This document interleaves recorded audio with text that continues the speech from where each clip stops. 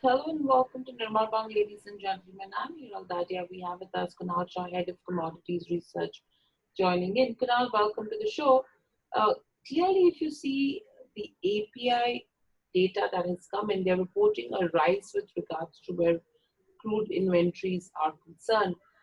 Taking that into consideration, if you talk about the world's biggest oil importer right now, is also running out of storage.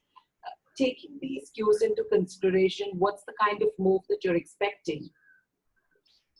Yeah, so again, the COVID crisis is at center stage because so many countries are facing problems and another massive amount of increase in cases, what we've seen in South America, India, and even US.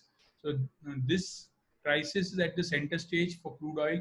I think it much depends on the meeting on 15th of April, what OPEC is going to do. So from the month of August, this production cut will no longer exist until OPEC comes up and say, look, we are going to continue with this 9.7 million barrel production cut or somewhat less. So we don't know what they are going to do, but it seems that they will cut down this number from 9.7 to say on the pro rata basis for each country to for perhaps 7 or 6.5, something like that. That can happen, very much happen. And fundamentals of oil are not looking very attractive at this juncture, but it's just the liquidity driven rally which is continuing.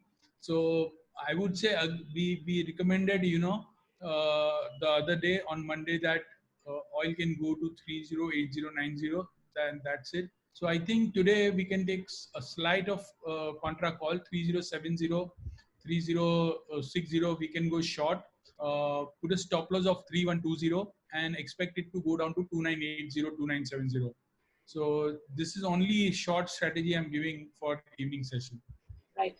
And Kunal, today the U.S. Energy Information, in fact, yesterday said that that the EIA, that the U.S. crude oil production is expected to fall by almost 600,000 barrels per day in 2020 versus a previous forecast of 670,000 barrels per day.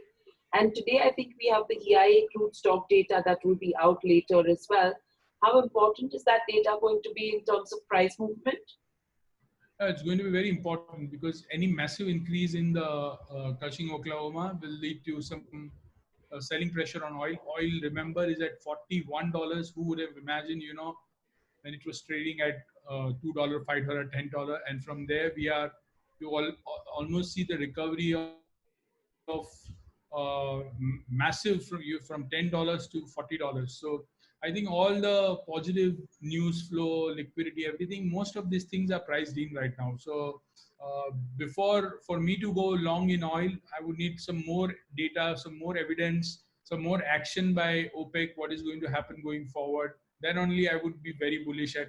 But I was just bullish because of the liquidity, nothing else. So I would recommend to go short and place a strict stop loss of 3120. Right. And with this, if you have to look at what's happening with gold as well, gold futures are near all-time high. In fact, we've crossed that 48,900 per 10 gram gold level already in today's session.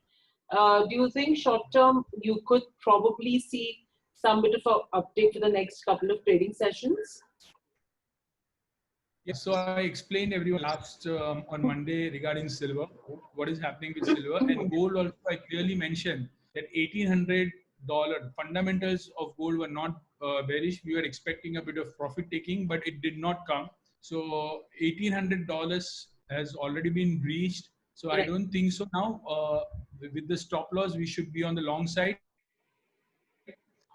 And I think I explained silver in depth at 49,000. I explained why one should buy silver. So the silver production, the more and more country producing silver are closing their silver mine because of COVID crisis.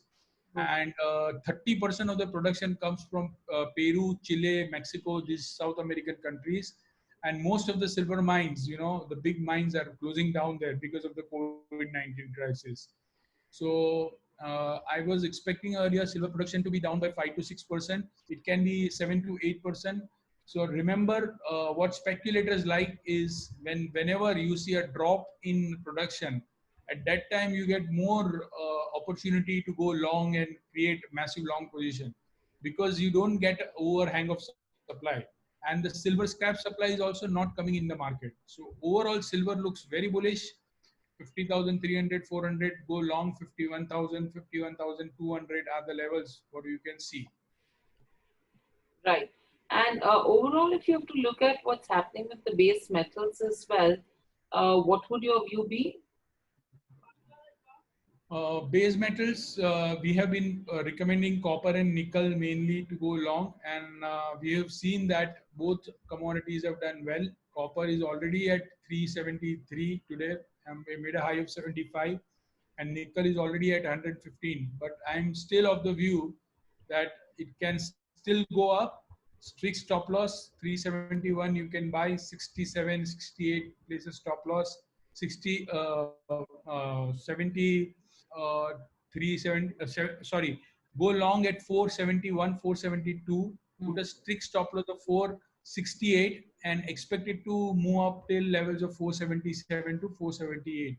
So Hmm. still I'm not changing my view, and nickel also looks bullish to me. 1008 good levels to go long. 1025 you can expect 20 to 25, and put a stop loss at 998. So overall metals buy it decline, and I'm bullish on the complex. Right. And any other commodity that seems interesting right now? The other commodity which looks good to me is definitely I'm aggressively banking on silver because I think silver fundamentals are very bullish. So even if prices goes down, the only thing which is against gold and silver right now is the positioning of the market.